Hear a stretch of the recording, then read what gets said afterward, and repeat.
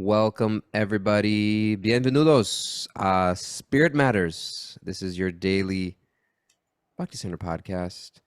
My name is Dal Gurunga. I'm here with Acyuta-gotra. Our friend Kishore Chandra's not with us this morning, but we're happy for all of our live crew that's here from around the world and wherever you are tuning in from. If you're listening to this, that means you are part of our Spirit Matters family. We had a really beautiful Tuesday night kirtan last night. I met a bunch of new friends and told them about the podcast. If you're listening out there, Sush or Walker or any of our other friends out there, we love you. Hope you're well. And everybody else, how you doing, Acyuta? Feeling enthused and invigorated and sheltered. Sheltered. You sure about that? Oh, no, I'm absolutely sure about that. Absolutely sure about that. Okay, just wanted to check and make sure. No shadows of a doubt. No shadows of a doubt. Enthused, invigorated? That's right. Invigorated is a pretty great word. Isn't it? Yeah, and sheltered. Beautiful, beautiful, beautiful. Okay.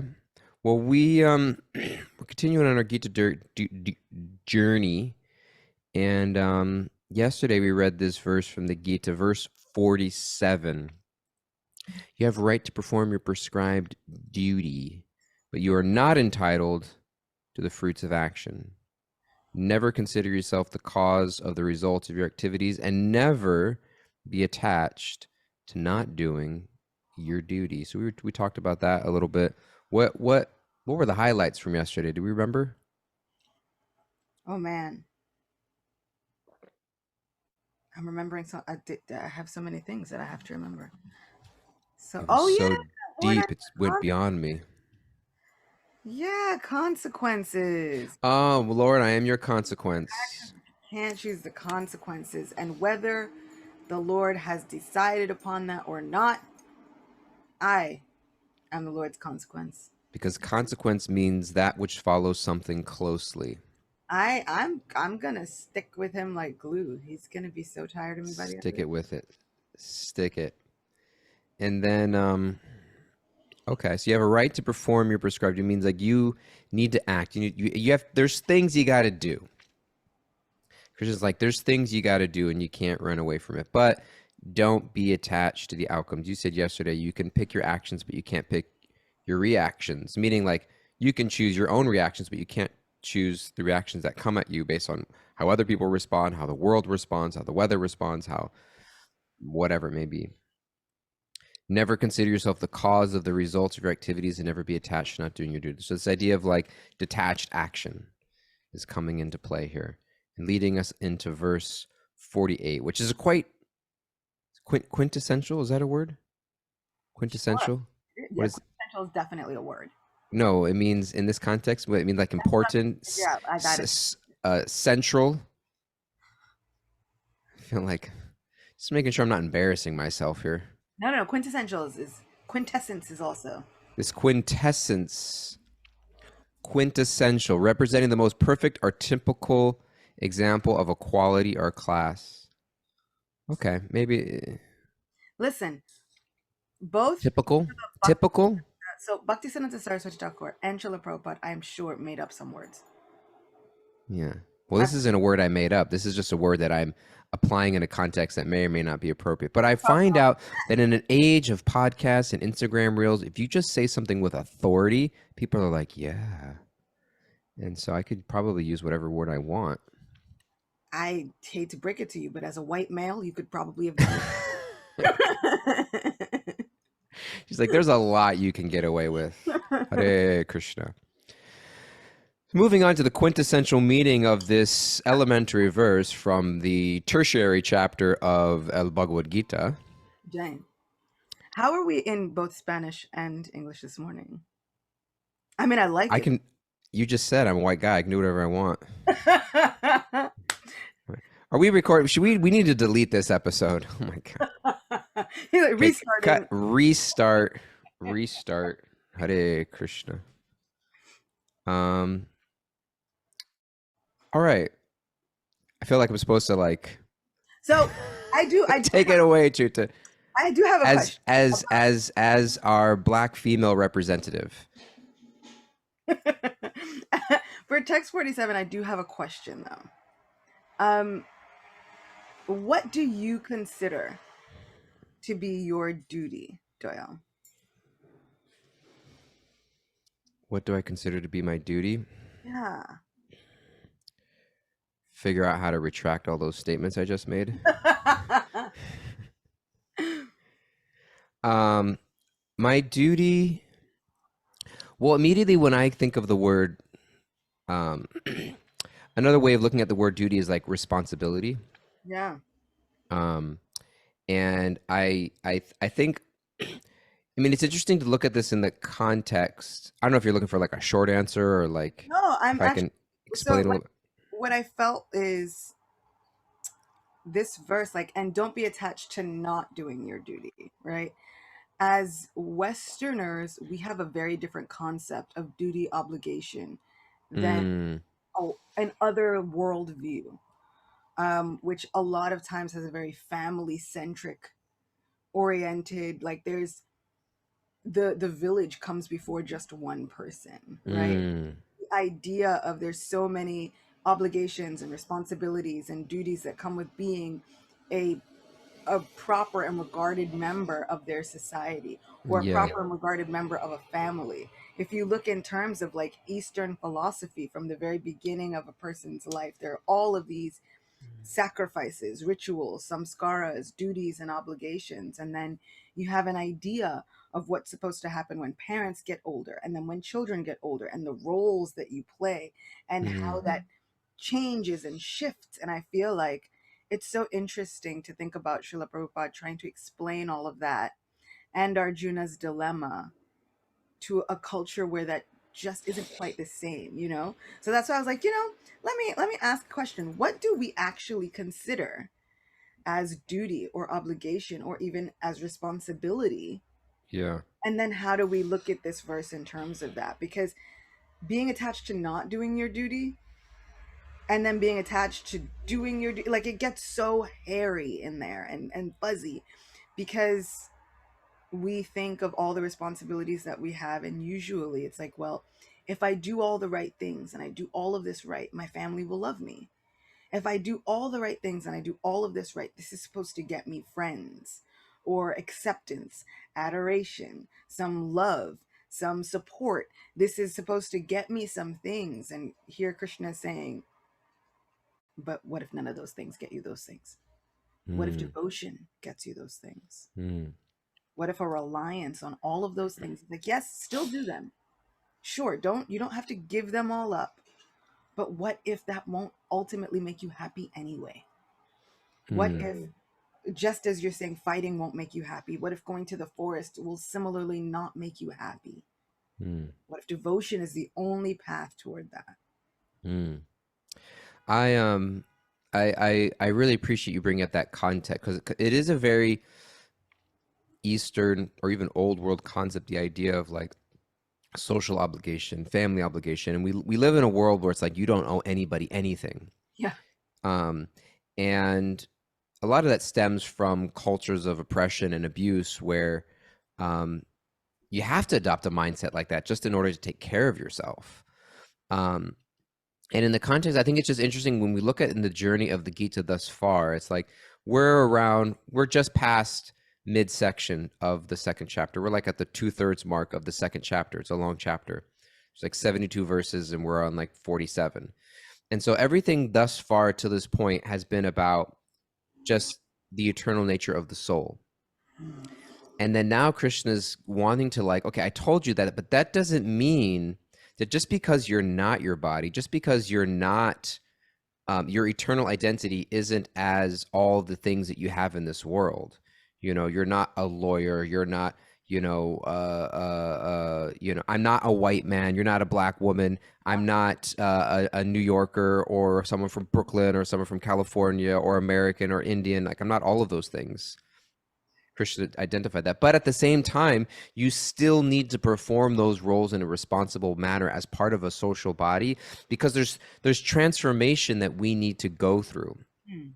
There's transformation that we need to go through. And the path of that transformation is through the avenue of action and relationships in this world. And we've been given a certain psychophysical nature that is geared for us to make a particular contribution and offering into the world, as well as um, shed layers of ego Mm, in the process. And so when we look at, like Martha was saying in the chat here, how do you know what your true duty is?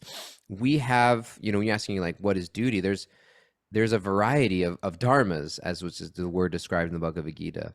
There's a family dharma, my role. What does it mean to be a mother or a father or a partner or a child or a son or a daughter? What does it mean for me to have an occupation and contribute in society, like develop an occupation according to my nature? And we'll have a very brief breakdown in the Gita, but in other places we have the idea of the varnashram system, like according to your qualities and according to your action, like you have a particular nature. And so I think that where we get lost is that there's no real North Star guiding all of that. Like mm, if I don't have a North Star identity of like, I'm an eternal spirit soul and my goal in life is to reconnect myself spiritually back to source, then all of the roles that I play just seem very fragmented and purposeless. But if I recognize that all of these roles, I exist subservient to a higher divine authority. mm, And that's a scary concept for a lot of people.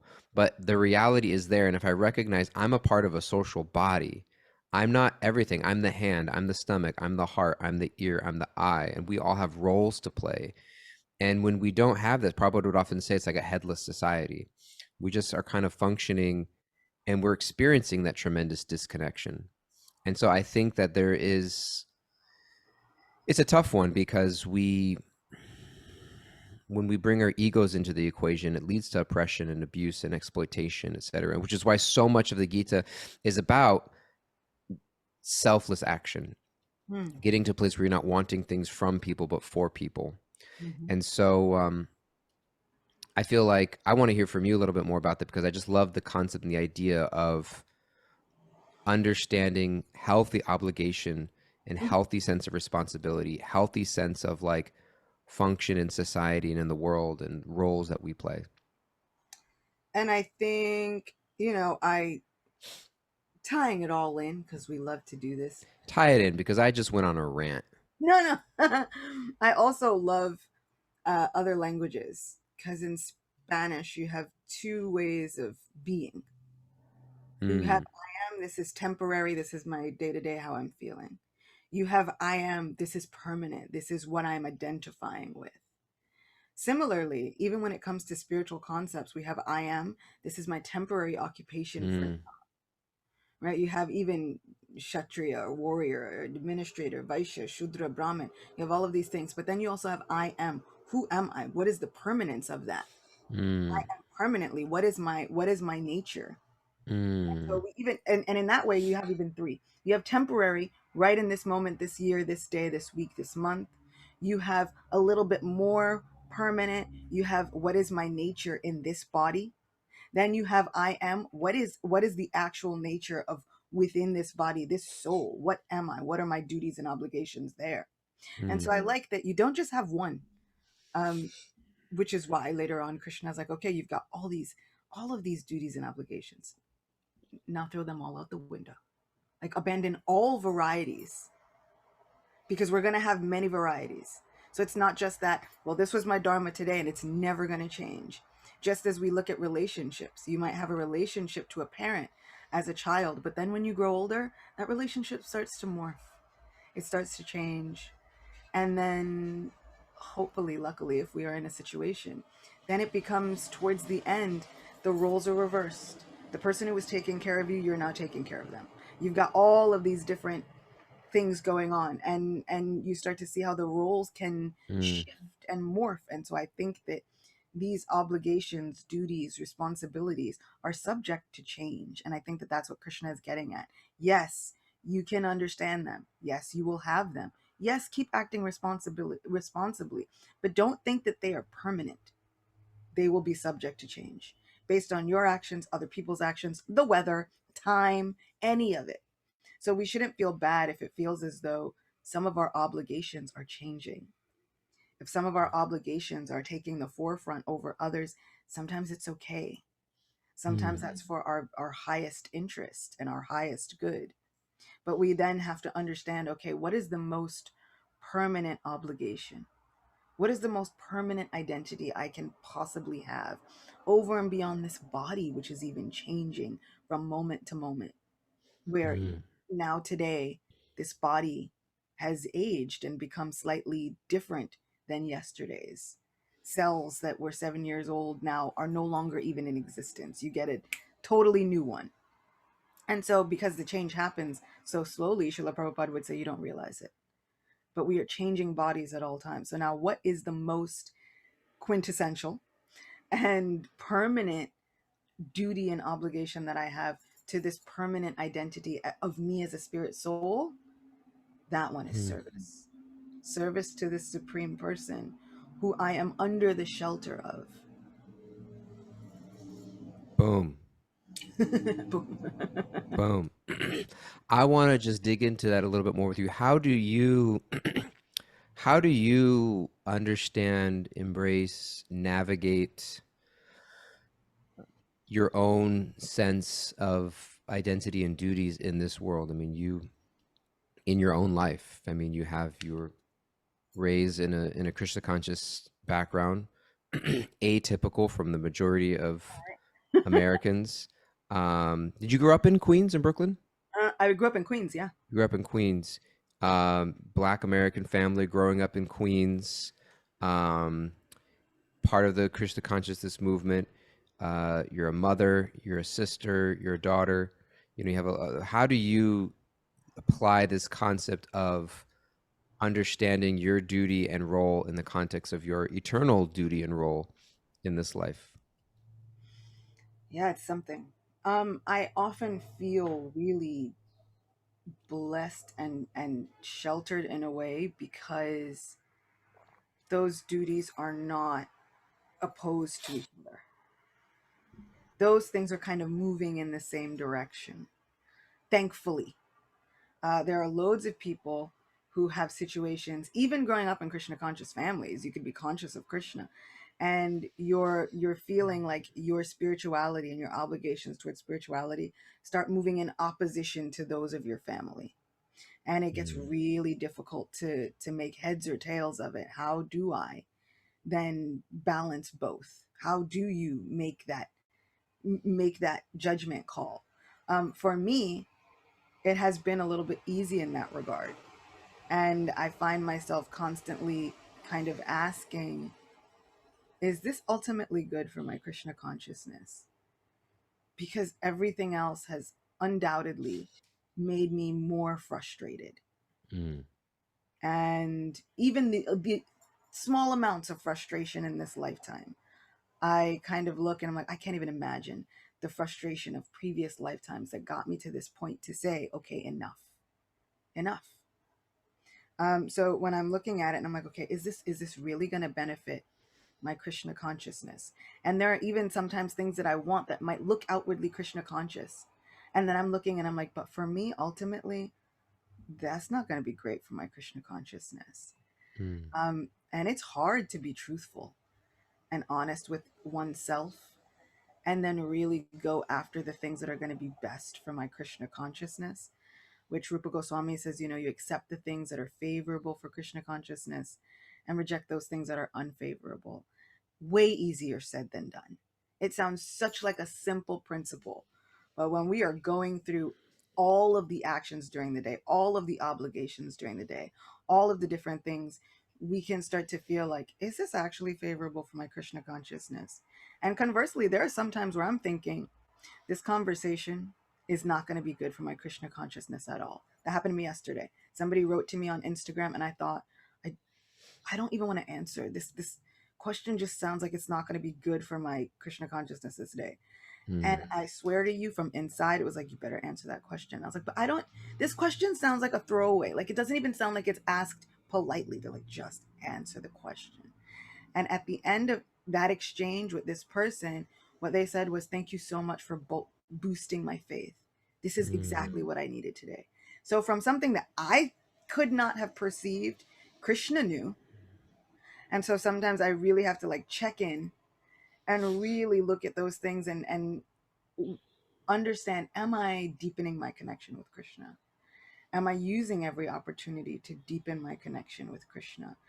Because over and above all and any other obligation, I am trying hard to deepen my connection with Krishna.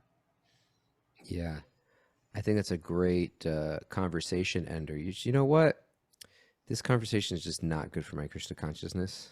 Actually, truthfully, we should start saying those things. Like, there are times where we're having exchanges with other people, and I have said that. I've said that to people, and I'm like, this is not good for me. And they're like, what? And I'm like, now it's causing me to criticize people. It's causing me to think badly. Like, I'm uncomfortable. And this is, we have to be honest enough to be Mm. able to say, this conversation, I honestly don't think is good for my Krishna consciousness. Now, we might use it as an excuse, but honestly, there are times when we're All of having, a sudden, nothing's good for my Krishna consciousness. right? Going out and hanging out on Friday night, talking to anybody, responding to text messages, going to work, Right? I would have eating my vegetables, to your email, but it wasn't so great for my Krishna consciousness. So, showering in the morning, exercising. None of it's good for my Krishna consciousness.